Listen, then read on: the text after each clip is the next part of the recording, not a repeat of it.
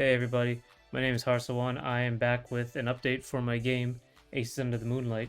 It's free on Steam right now. This update is live, and I want to take you through it. First update is controller support. Very big. You can now use controller while you are in game. You still need a keyboard to navigate the menus, but while you're in game, you can use a controller or a keyboard.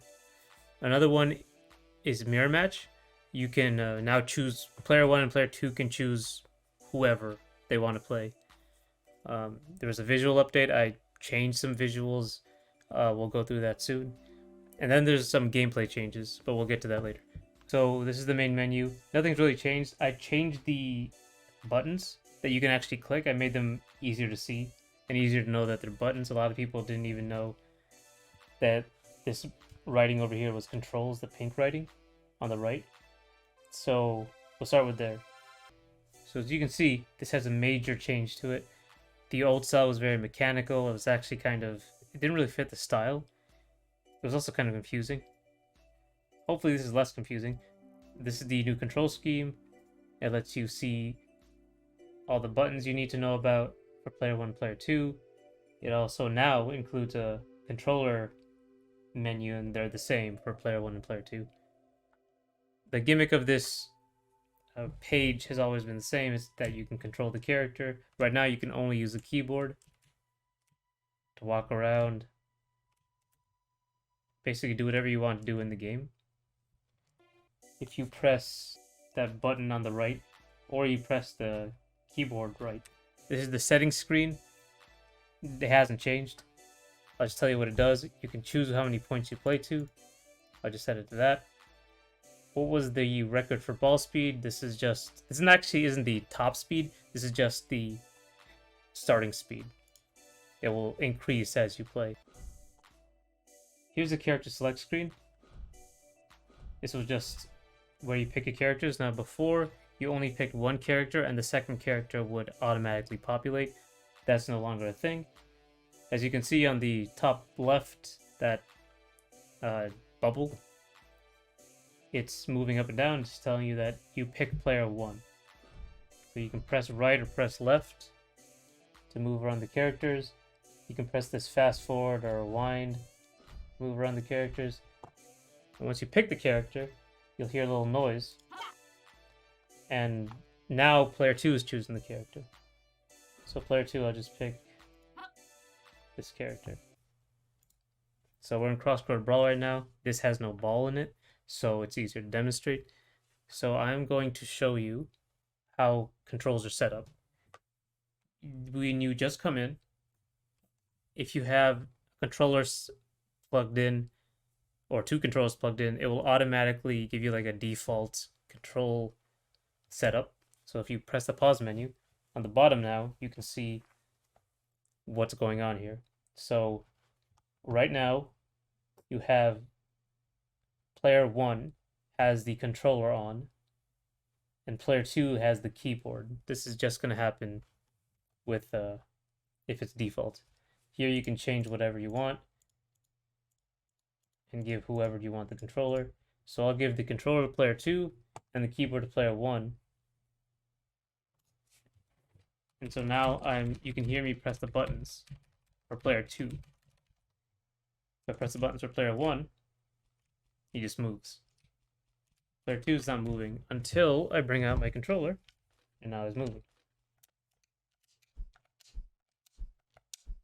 So if I want to do player 1 controller, I just click player 1, it will automatically switch everything. Resume. Now keys for player 1, keys for player 2. Controller for player 1, it will move. So, what do? If you have two controllers, it will automatically, I believe, give you both controllers set up for the players. 3 controllers, 4 controllers, it might get a little iffy. It's PC, and it's not fully defined what's going on with the controllers, so you might have to figure out which controllers are still plugged in. It'll only allow 2 controllers at once. So right now I'll just use both keyboard. So for this game, this mode, you're allowed to walk backwards and forwards. So one big change to the gameplay is that in this mode, Crossboard Brawl, the fast fall no longer stalls you in the air. You just fast fall. So as you can also see, they changed color, and that color is how long you're invincible. Very short in the beginning is gray. That's when you're invincible. You can't be hurt. And when you're vulnerable, your character's red. So let me see if I can catch this. Nope. I can hit them while he's red. It's a lot bigger. So there, he hit me when I was invulnerable. As a tip, most attacks have a pause in the beginning. It's hard to tell until you're really trying to time things. So if I press Charlie's parry first and then press Cass's regular attack, I'll probably hit. Yeah.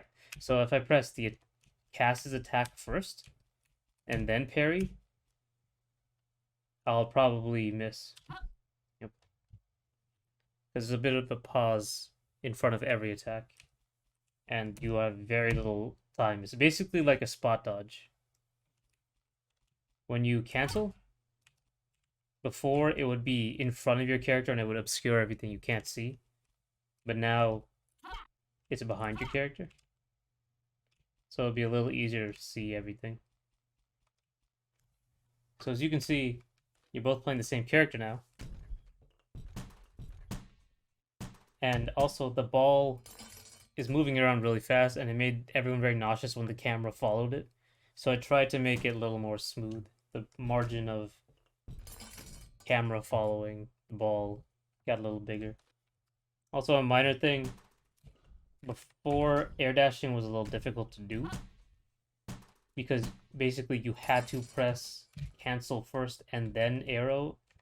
There really was no buffer, but now there's a slight buffer if you press arrow or direction first rather than cancel first. There's like it makes it a little easier to cancel and to do an air dash. You don't have to be perfect now.